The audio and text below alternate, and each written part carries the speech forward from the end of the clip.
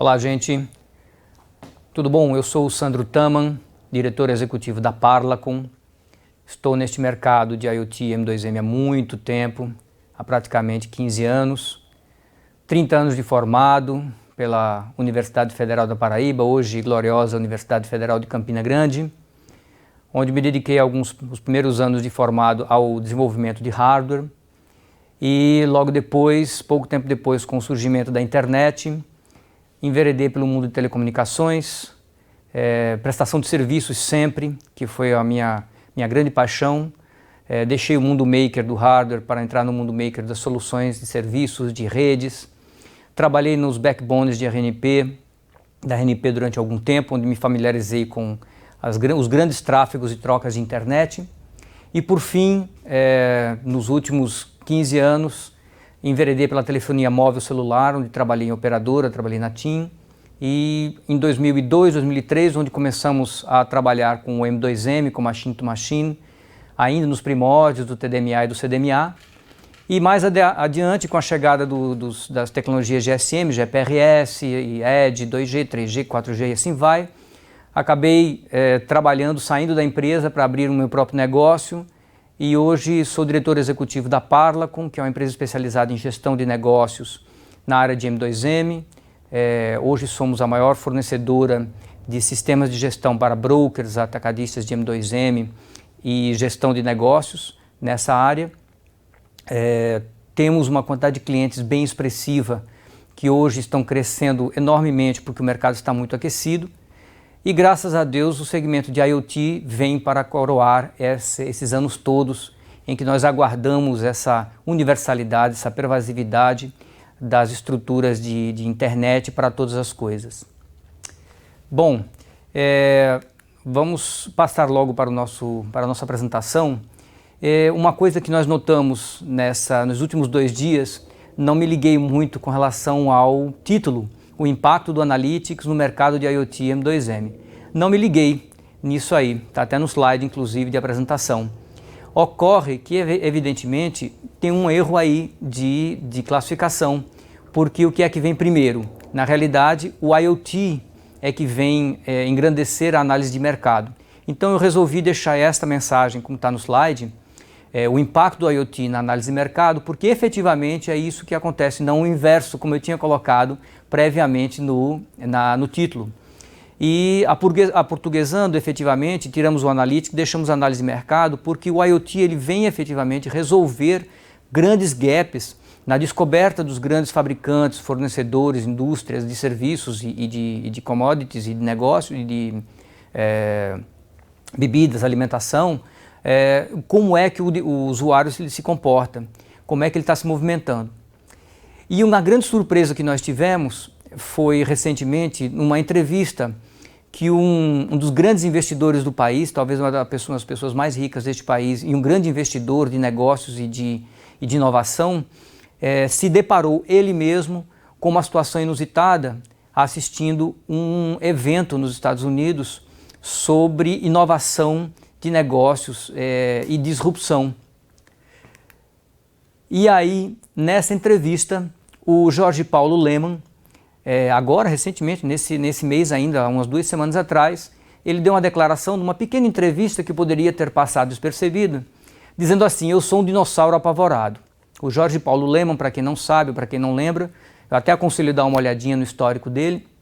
Hoje é o dono de uma das maiores empresas do mundo de bebidas e de alimentos. A nossa antiga Ambev, que hoje se chama brasileira Ambev, que hoje se chama AB InBev, e ela é dona nada mais nada menos, além das nossas principais, vamos dizer assim, marcas de cerveja do país, também da Budweiser e do Burger King. Somente isso. Eles tiveram o desplante, ele e os sócios lá da 3G, de comprar a Budweiser e a Burger King, que são 2 grandes símbolos americanos, né? E é justamente nisso que ele disse essa frase: eu sou um dinossauro apavorado, porque alguma coisa mudou no segmento dele, em que ele dizia: olha, nós tínhamos um mundo aconchegante de marcas consagradas e grandes volumes, em que quase nada mudava, que podia se concentrar em ser eficiente e tudo ficava bem. Tudo se concentrava em você ser eficiente em logística, em vendas, agressivo em vendas, agressivo em corte de custos, ter uma boa equipe de vendas, uma boa distribuição, e estava tudo resolvido. Só que o mercado mudou, as pessoas começaram a pedir coisas que efetivamente eles não tinham mais controle.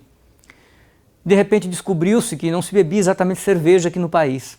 E aí as cervejarias artesanais começaram a tomar conta e começaram a virar uma febre. Eles tiveram que comprar 20 marcas de cervejarias artesanais, trazer os seus investidores, os seus donos para dentro da empresa, para descobrir efetivamente o que estava acontecendo de errado.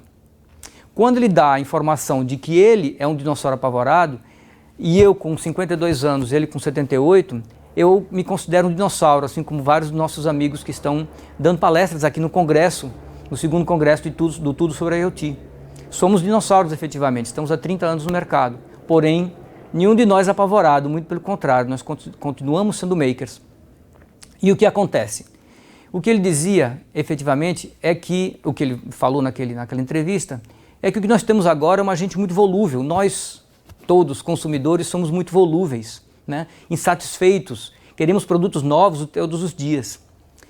O que aconteceu foi que efetivamente o Jorge Paulo e a sua estrutura enorme, todas as empresas de grande porte no mundo, se deram conta de que as pessoas estão querendo, já que não tem mais a sua privacidade não existe mais, pelo menos garantir a sua individualidade.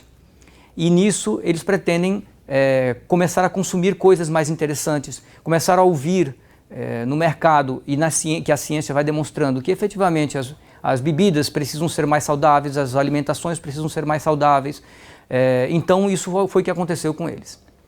Ou seja, estamos dizendo o seguinte, que as antigas análises de mercado da década de 50, lá do marketing, onde o Peter Drucker já era uma celebridade na década de 50 e 60 nos Estados Unidos, aquele velho marketing de simplesmente fazer top-down os produtos de mercado, você lançava os fogões, as geladeiras, as TVs, colocava no mercado e todo mundo consumia.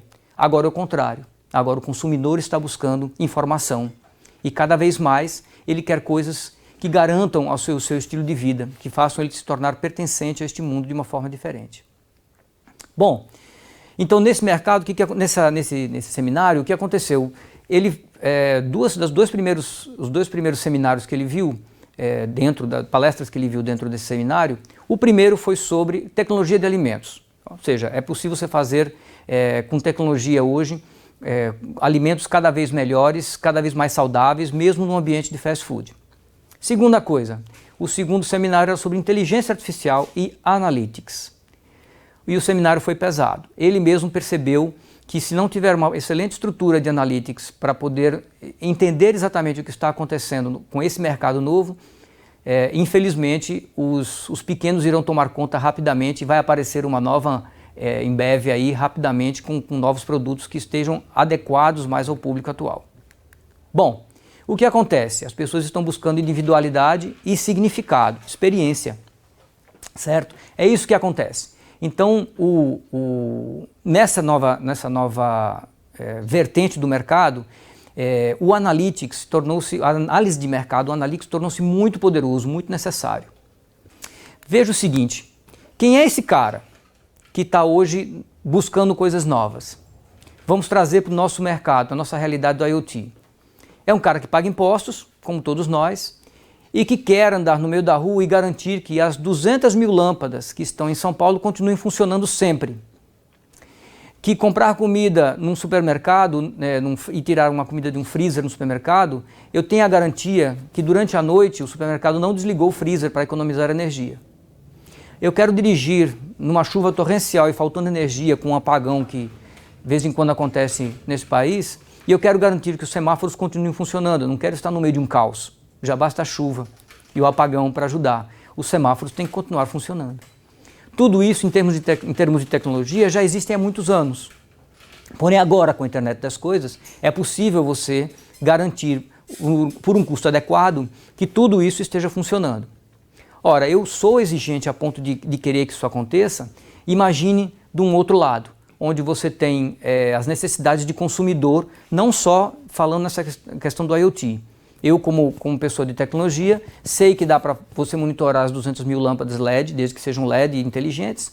Eu sei que dá para ficar monitorando os freezers e a Agência Nacional de Saúde, a Anvisa, está agora de olho nisso aí, vai querer garantir que os freezers sejam monitorados 24/7 nos supermercados. E também é possível já há muito tempo garantir que os semáforos de qualquer cidade, mesmo na chuva, mesmo no apagão, continuem funcionando e continuem sendo monitorados e trabalhando. Ou seja, se adequando às realidades de tráfego. Tudo isso é IoT. Mas esses camaradas todos, eles produzem uma quantidade muito grande, como eu vou mostrar no slide a seguir, uma quantidade muito grande de informação. Como disse o Gartner em 2016, falando já sobre a questão do Analytics já há algum tempo, tudo que existe de digital, tudo que se liga na tomada na realidade, nem precisa ser digital, ligou na tomada, ele produz alguma informação, utiliza de alguma forma alguma informação e pode transmiti-la.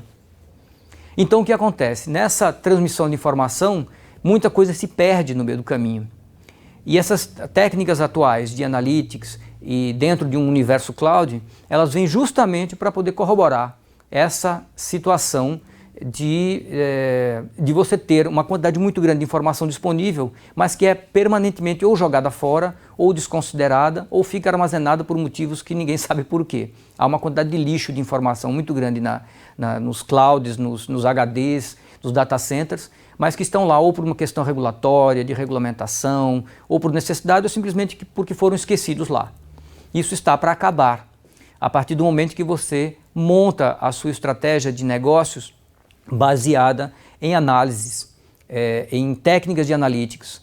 Você monta você pega um maker hoje no mercado e o camarada desenvolve um dispositivo de IoT já pensando na tecnologia correta, na ferramenta correta, no modo de comunicação com as APIs adequadas, com os protocolos adequados e com uma série de outras garantias que mais adiante a gente vai ver agora na apresentação. Tudo isso faz com que ele pense efetivamente que em algum momento o que ele está produzindo naquele dispositivo minúsculo, muitas vezes, tudo que está ali, de entradas e saídas de I/Os, seja analógicas, seja digitais, qualquer tipo de sensor, ele é viável de ser analisado por alguém, por algum motivo, seja ele qual for. Especificamente na questão dos semafóricos, por exemplo, a gente já sabe que as análises de trânsito hoje ainda são feitas muito a olho. A gente vê muito na televisão e nos noticiários aquela montanha de displays em que as pessoas ficam olhando, os gerenciadores ficam olhando para todas as câmeras de tráfego da cidade e tomando algumas decisões que poderiam já ser, através de inteligência artificial, tomadas automaticamente. Basta pegar todos os dados armazenados nos últimos 5 anos e que provavelmente estão armazenados em termos de tráfego, 5, 10 anos aqui em São Paulo, os tráfegos, os congestionamentos que são propalados todos os dias pela manhã pelos telejornais, eles estão armazenados em algum lugar. Pega todas essas informações, cria uma estrutura de analytics, joga uma inteligência artificial adequada para que ele faça uma análise e tire as conclusões necessárias e dispensa aquela quantidade de monitores extraordinária e de gente ali desesperada tentando resolver o tráfego das cidades grandes, bastando utilizar uma boa parte, uma boa dose de inteligência artificial. O resto fica para situações extremas, né? Bom, então o que acontece? Como a gente viu até agora que tudo produz informação e essas informações estão aí disponíveis em algum lugar e ninguém utiliza, eu vou dar um exemplo, e vou falar no próximo slide sobre isso, dar um exemplo utilizando uma condição bem específica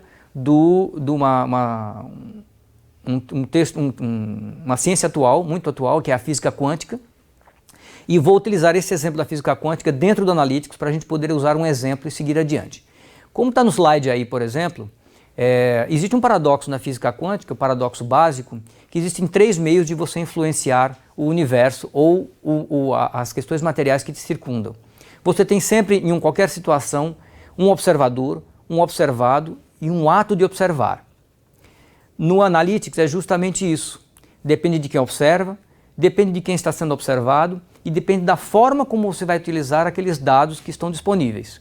Então essas três informações do paradoxo da física quântica, aplicados no Analytics, a gente pode utilizar essa imagem que está aí com as duas geladeiras, os 2 vending machines, e o ser humaninho aí esperando para decidir o que ele vai comprar.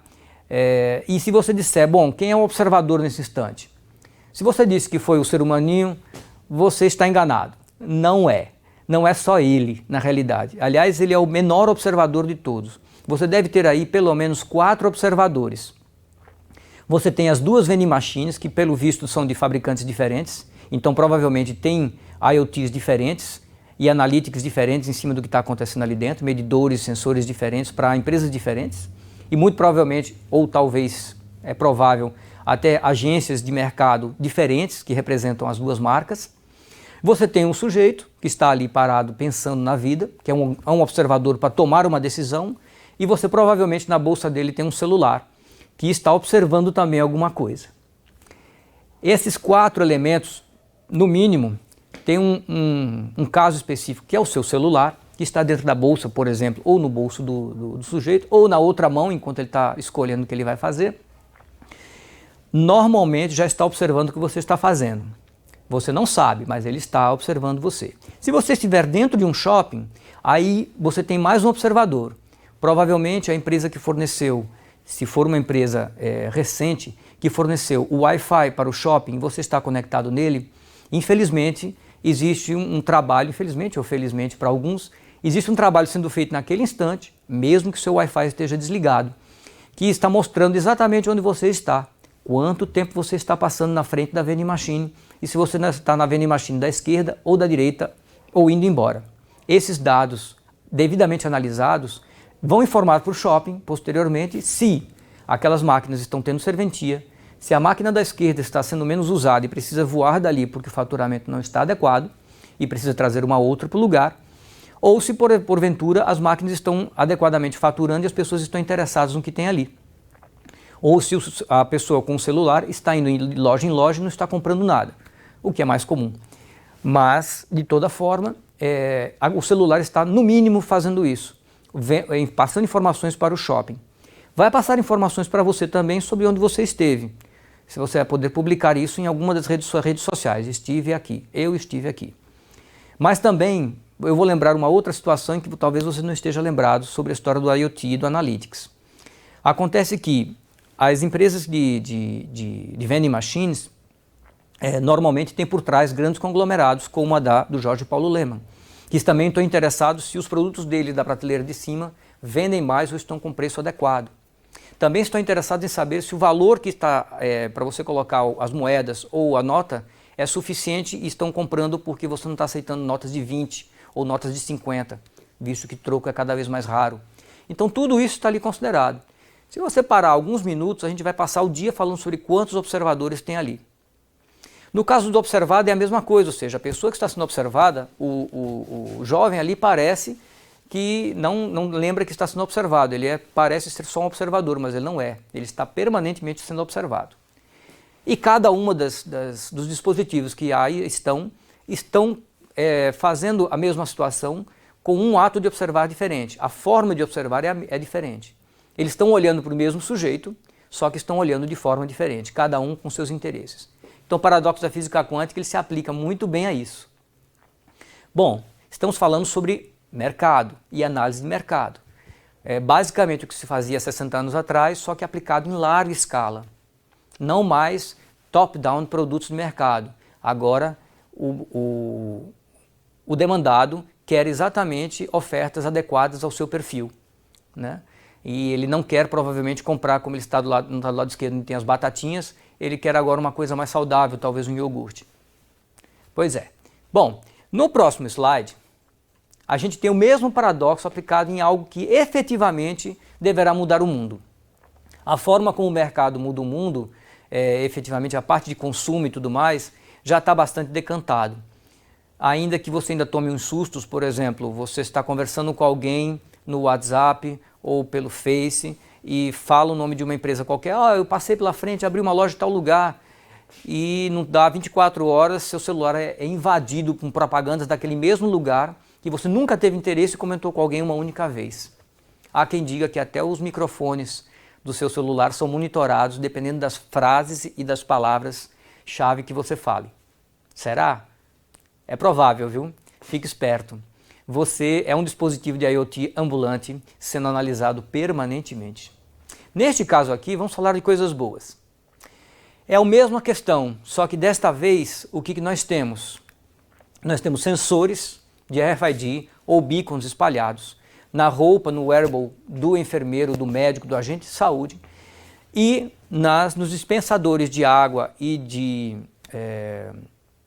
sabonete, né, de sabão específico, e também nos dispensadores de água e sabonete, e também monitorando o tempo que você passa lá na frente.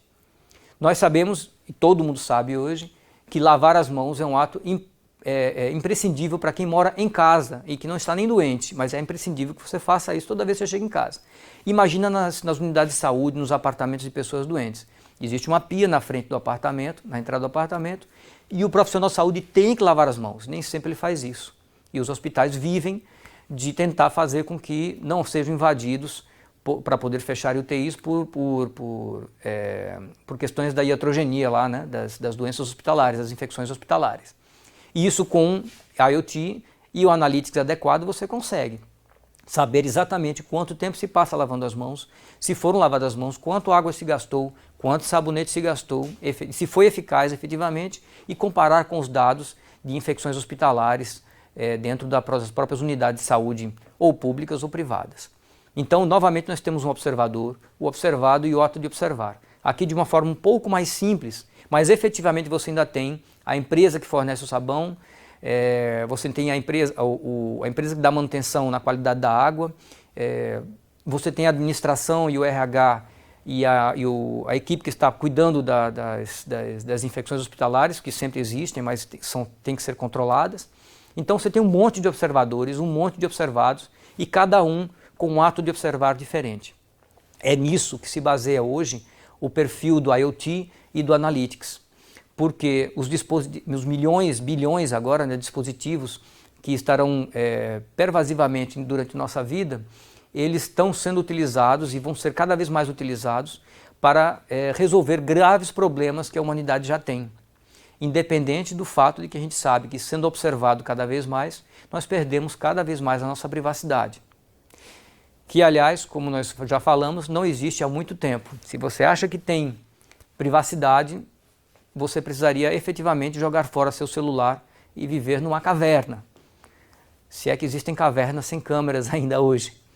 Mas essa é o grande dilema. Voltamos à história. Se não temos mais privacidade, a gente precisa pelo menos garantir a individualidade, né? E as pessoas procuram produtos e procuram as suas próprias tribos e as suas comunidades em cima de uma necessidade de manter essa individualidade e de um pertencimento de sociedade.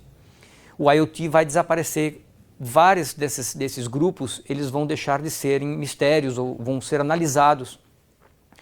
Inclusive a descoberta de por que é que efetivamente não se compra abobrinha naquele dispensador de legumes, onde está a câmera avaliando cada tipo de legumes. Por que o pessoal não compra as abobrinhas do mercadinho e está comprando no Seu José da esquina, que tem uma barraquinha, e compra abobrinhas lá? É mais barato, será? A qualidade é a mesma? Tudo isso tinha que ser um olheiro para ficar olhando e tal. Hoje em dia você consegue fazer isso com IoT, né? Independente do fato de ser abobrinha, mas você pode fazer isso com produtos industrializados e qualquer produto que você consiga efetivamente colocar uma tag, né? Colocar tag em abobrinha ainda é uma coisa difícil. Bom, vamos para adiante. Meu amigo Edson Fontes deixou muito gentilmente que eu utilizasse esse quadrinho sobre a questão da abordagem da informação. Outra coisa muito importante no Analytics, quando a gente fala de IoT, e mais especificamente quando eu estou trabalhando com informação em que coisas privadas ou pessoais de individualidades estão sendo observadas, muitas vezes só se fala sobre sigilo da informação. Ah, porque essa informação é sensível, é minha e eu não quero efetivamente que ninguém saiba. Isso é sigiloso. Sigiloso para mim, sigiloso para minha família, para o meu grupo social, sigiloso para a minha cidade, para o meu estado, para o meu país, né? Sigiloso de acordos multilaterais entre nações. Existem níveis de sigilo. Opa, eu voltei aqui. E aí o que acontece? Voltando ao quadrinho lá do meu amigo Edson, existem na realidade 3 maneiras de você classificar a informação. Existe uma abordagem muito moderna sobre sigilo, já não é mais a questão simplesmente. Porque você pode continuar tendo acesso àquela informação e usar ou não por conta do sigilo, mas por conta da criticidade, do uso dessa informação. É realmente necessário, aquela informação é crítica. Ah, mas tem um sigilo, certo, mas será que eu preciso realmente utilizar aquela informação como um coletivo? Ela é importante? Talvez eu possa utilizá-la como um coletivo sem identificar, sem fulanizar, sem deixar a individualidade da pessoa ser quebrada. Então existe uma criticidade, você precisa usar aquilo por conta de segurança. Eu preciso efetivamente ficar monitorando as placas de carros porque tem carros roubados, ou porque o IPVA não foi pago, seja lá qual for o motivo. Bom, existe o terceiro, que é justamente o que nós falamos agora, tratamento de dados pessoais. O que acontece? Você tem que considerar que a informação relativamente a uma pessoa, a uma individualidade, ela pode não ser identificada, mas pode ser muito importante por questões de vários tipos. E também questões de saúde, não tem a menor dúvida. E isso é extremamente importante. Então, as três classificações que você tem hoje da abordagem de segurança torna o Analytics no IoT extremamente sensível a críticas e extremamente sensível a regulatórios. Você precisa dar uma regulada nisso aí. Ah, mas a internet é livre. Diz, mas os dispositivos estão cada vez mais pervasivos.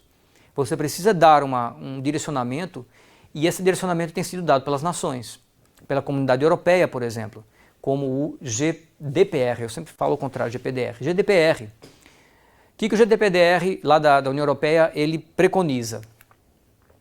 Esse General Data Protection Regulation, ele entrou em vigor, entra agora em maio ou já entrou em vigor agora em maio, eu não vi se efetivamente isso aconteceu. Ele vai garantir, ou pelo menos tentar garantir, que as regras sejam obedecidas, regras que são o seguinte: as primeiras premissas, as mais básicas. Você tem que ter um consentimento expresso que aquela informação, de onde se está tirando aquilo ali, do compartilhamento de informação. Olha, veja só, estamos falando de câmeras no meio da rua, câmeras no seu prédio, câmeras no sinal.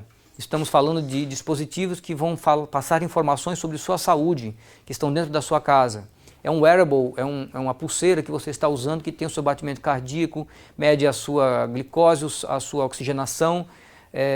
Tudo isso, essa informação, você precisa consentir expressamente esse compartilhamento da informação. Então isso é uma das premissas do GDPR. A segunda é que você tem que reportar falhas de segurança. Isso é uma premissa que, obrigatoriamente, quem for compliance com o GDPR precisa reportar falhas de segurança. E olha, gente, falhas de segurança em dispositivo de IoT ainda é o que mais tem, porque nós temos um dispositivo de IoT criado a partir de uma metodologia ainda antiga, que é o machine to machine, em que essas informações não eram tão importantes.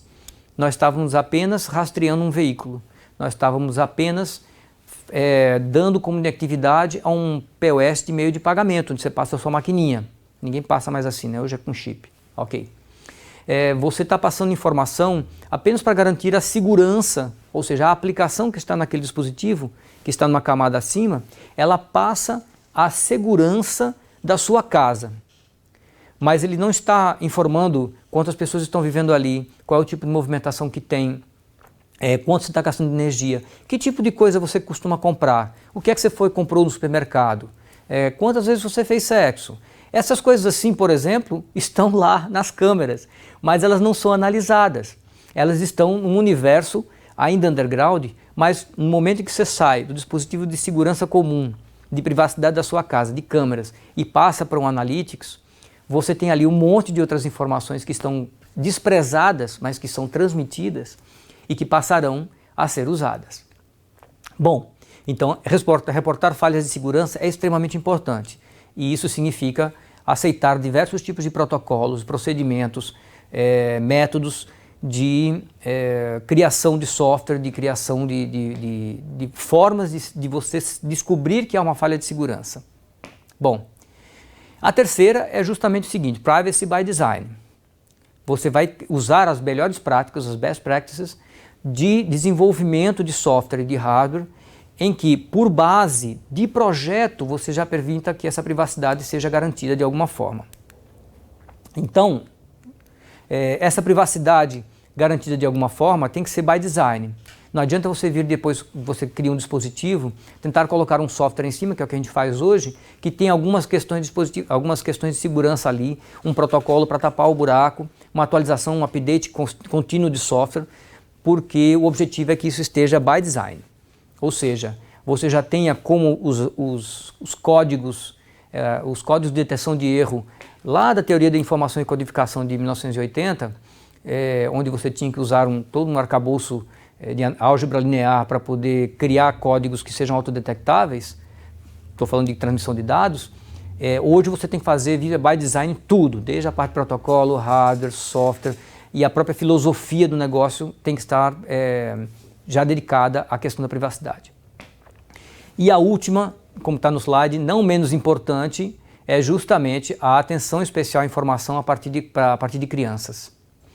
Eu posso ter consentido que a segurança da minha casa, a segurança do meu escritório seja, ou do local onde eu trabalho, que pode ser uma escola, seja analisada, porque eu preciso que a segurança seja analisada, mas eu tenho centenas de crianças ali dentro.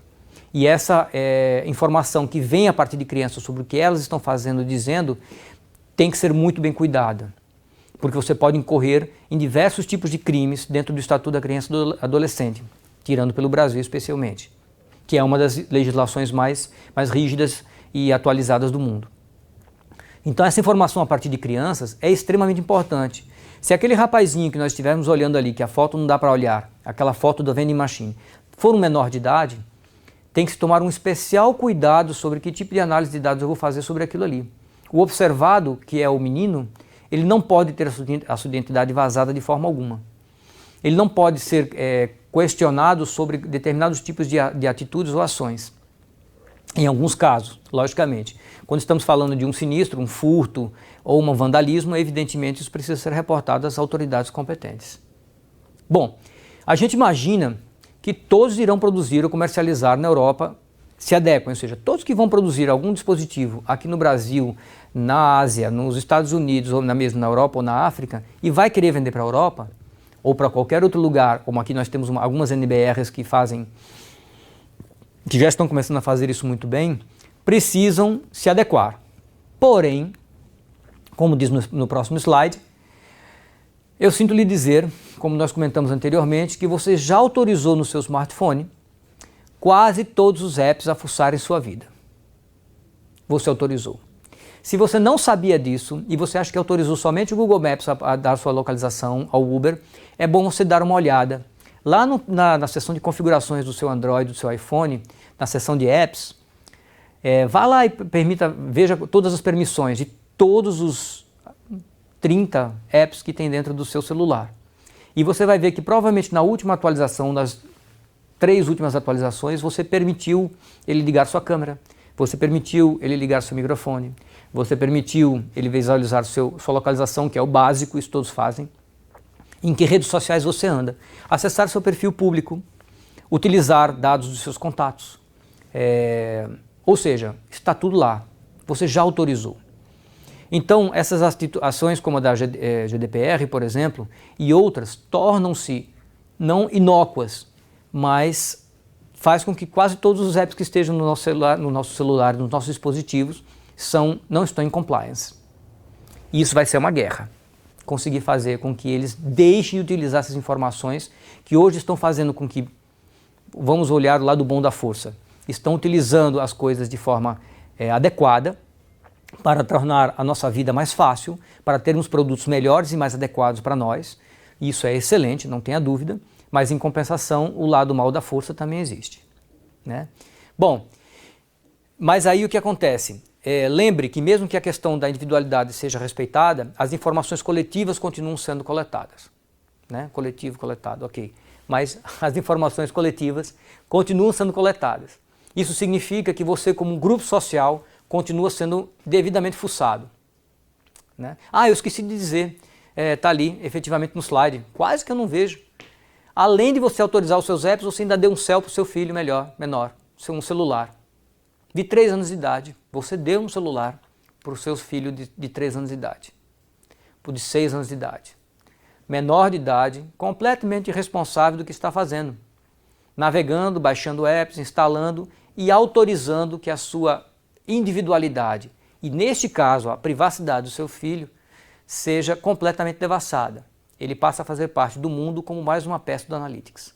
Muito cuidado. É preciso efetivamente tomar muito cuidado com o que você faz nesse sentido de entregar seu filho para ser mais uma peça de análise de mercado. Já basta as propagandas que estão sendo efetivamente combatidas e a formatação, como somos bombardeados desnecessariamente com as propagandas de facilidades para as crianças, vamos dizer assim, entre alimentos, bens materiais, etc. e tal. Bom, obviamente, como diz no slide, o GDPR, o SG Compliance, ele vai encarecer o custo final do produto. É um impacto em cima dos dispositivos de IoT? Sim, com certeza. Eu vou precisar ter uma tecnologia embarcada um pouco melhor lá dentro, e isso significa gastos com dispositivos mais poderosos. E uma parte dos fabricantes efetivamente não vai ser compliance. Óbvio, né? Nós estamos num mundo com 7 bilhões e meio de pessoas, com países que produzem aos milhões de makers, né? Há milhões de makers, né, em alguns países, e esses milhões de makers não obrigatoriamente vão seguir esses compliance de segurança. Por último, vou apresentar para vocês uma imagem, eu espero que esteja sendo possível de você, acho que sim, dá para vocês verem, sobre as principais tecnologias onde o IoT, onde os projetos de IoT estão sendo implantados. A Cisco divulgou no final do ano passado uma triste realidade. Ela admitiu que 80% dos projetos, 78% dos projetos de IoT que foram desenvolvidos com alguma iniciativa da Cisco estão naufragando. Isso tem uma série de motivos. É aquele motivo em que o hardware e as facilidades tecnológicas chegou antes dos adopters, né? Ou seja, foi disponibilizado pelas empresas de tecnologia como um grande boom IoT, mas ele ainda não é uma realidade a ponto de você conseguir ganhar dinheiro com isso, ainda, até o momento. Eu diria que já este ano 2018 já há pessoas, já há makers, já há iniciativas muito seguras de que o IoT já seja uma estratégia comercial possível de ganhar dinheiro com isso. Bom, nesse caso você está vendo aí Smart Cities, né? Cidades inteligentes, obviamente, indústria, prédios inteligentes, connected cars, energia, alguns outros, ok, saúde, bom, iluminação, agricultura, etc. Tudo isso aí, todas essas estratégias onde estão sendo implantadas estratégias e tecnologias de IoT são passíveis de utilização de estratégias de analytics. Para você conseguir que dentro de uma Smart City você utilize estratégias vencedoras de analytics, você vai começar de base, considerando que o trânsito vai ser 100% monitorado. De base, considerando que o lixo e os esgotos serão completamente monitorados, que o desperdício de água e que a troca de energia produzidas pelas N células de produtoras de energia nas casas possam fazer parte de um mesmo mercado comum. Nossa, tem coisas maravilhosas para acontecer efetivamente. Todas baseadas em analytics. Só que tem um detalhe, você vai precisar armazenar isso em algum lugar. Precisa de uma estratégia de cloud muito bem fundamentada. E há muitas estratégias iniciando, como a gente tem visto. A gente tem visto a Amazon, a gente tem visto a Google, a gente tem visto a Microsoft. Clouds 100% brasileiros muito legais, como a U-Store, por exemplo, que também tem uma estratégia muito legal de cloud, vale a pena dar uma olhada nessa empresa. E essas empresas estão investindo pesado em fornecer soluções de cloud para a IoT, porque a demanda, inclusive por armazenamento dessas informações, provavelmente muito antes do que elas sejam usadas, porque tudo que nós estamos falando é muito bonito, porém a capacidade de software e de sistemas com inteligência suficiente para sair do bare BI, ou seja, do mero BI, para uma estratégia de analytics, ainda estão longe de acontecer plenamente, ainda tem muita coisa para acontecer. Mas algumas tolices daquilo tudo são realizadas também. Naquele mercado, nessa estratégia que tem aqui, tem um other aí, que são indústrias, número 6 ali, em que indústrias outras para onde se pode utilizar o IoT e o Analytics. Essa é uma delas, que eu até agora não consegui entender exatamente para que serve, mas é uma possibilidade. Isso basicamente é uma índice de agitação para treinadores de times de basquete, vôlei, whatever, né? O que é que se faz com isso? Simplesmente eles querem saber, por algum motivo, o índice de agitação do técnico, para onde é que ele vai, quais são os lugares onde ele fica mais tempo e correlacionar isso com o resultado do time. Deve ter algum sentido esse negócio, mas é muito engraçado a gente ficar monitorando o índice de agitação do Bernardinho. Eu acho que esse mapa ia ficar completamente enlouquecido. Mas deve servir para alguma coisa, afinal, tão vencedor do que ele é, vitorioso do que ele é, provavelmente esse negócio tem algum sentido. Espero que alguém descubra para quê. Bom, por último e não menos importante, deixa eu falar um pouco da gente, né, da Parlacom, e o que a gente tem feito nesses últimos anos de mercado. Estamos no mercado de M2M desde 2010, 2011, onde implantamos a primeira plataforma vencedora de gestão de M2M para um grande broker do país, e isso conseguimos fazer com que ele progredisse 600% em 3 anos. E desde então nós nos baseamos na tecnologia existente, junto com as operadoras de telefonia celular, para produzir uma suíte de negócios para a área de M2M especificamente, aquela que possui os tipos de dados ou que tem dispositivos atrelados a eles, para fomentar empresas que possam ter sucesso comercialmente e financeiramente no negócio de M2M. E agora a IoT.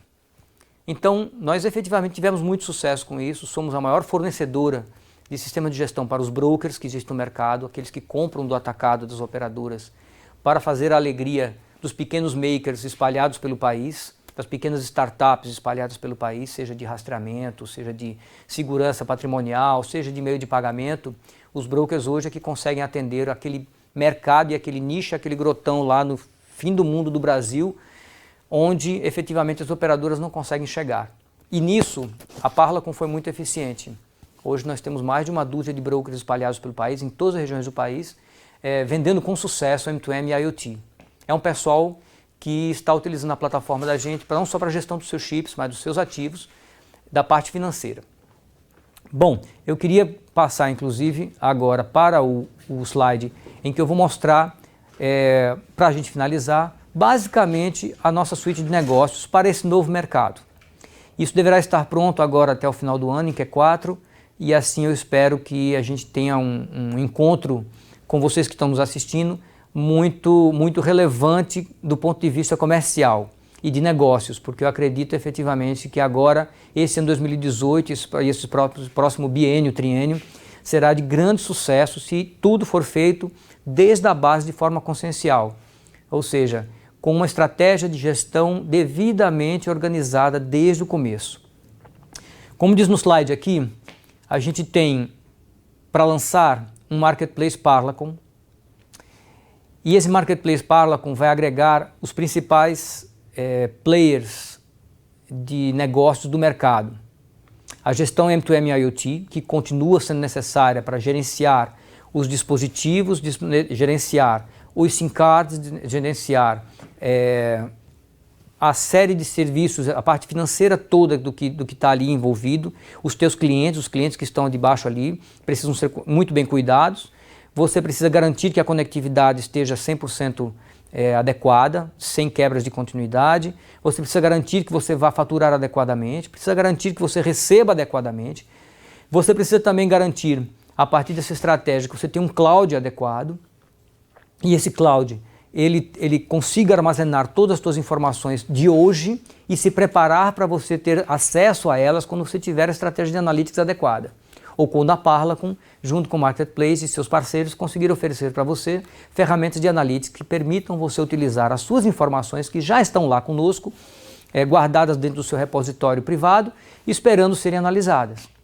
E a gente vai poder permitir isso para vocês. Também para o mercado de mobile payment, meios de pagamento, uma estratégia específica, uma vertical específica que nós estamos trabalhando, que eu vou falar para vocês mais adiante. E para makers, parceiros e clientes, o Marketplace vem a calhar. Nós vamos integrar numa grande comunidade makers, parceiros e clientes, de forma que esse mercado possa evoluir de forma consistente e possamos todos ter ideia do que está acontecendo no mercado de forma simultânea.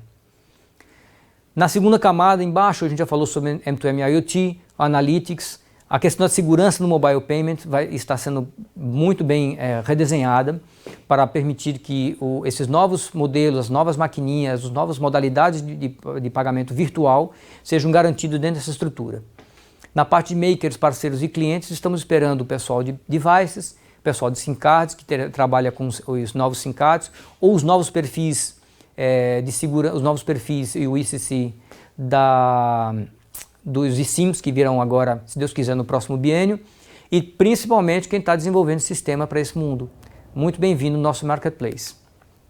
Então, por último, devo dizer que a gestão financeira, a gestão de ativos, o compliance com as melhores práticas do mercado e a perfeita entrega daquilo que nós estamos falando esteja devidamente atrelada à compra direta pelos nossos clientes ou pelos clientes de vocês e à prestação de serviços.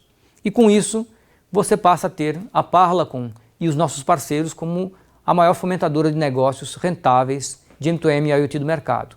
Hoje a gente se considera a maior fomentadora de negócios rentáveis porque a gente trabalha efetivamente para que o mercado possa seguir sozinho, os clientes possam vender seus negócios com tranquilidade, possam garantir a sua rentabilidade e nós estamos em parceria com todo mundo desse mercado, fomentando negócios e trazendo parceiros, arranjando novas modalidades de entregar o melhor para esse mercado. Então, nesse sentido, eu agradeço muito a vocês, estamos online para tirar as dúvidas, bater um papinho com vocês no chat. O que vocês precisarem, estamos à disposição. Me procurem pelo Twitter, @taman, ou pelo e-mail sandro.taman@parlacom.net, ou Sandro Taman lá no Face ou no Instagram. Certo? Aguardo vocês, muito obrigado pela oportunidade e até a próxima, gente.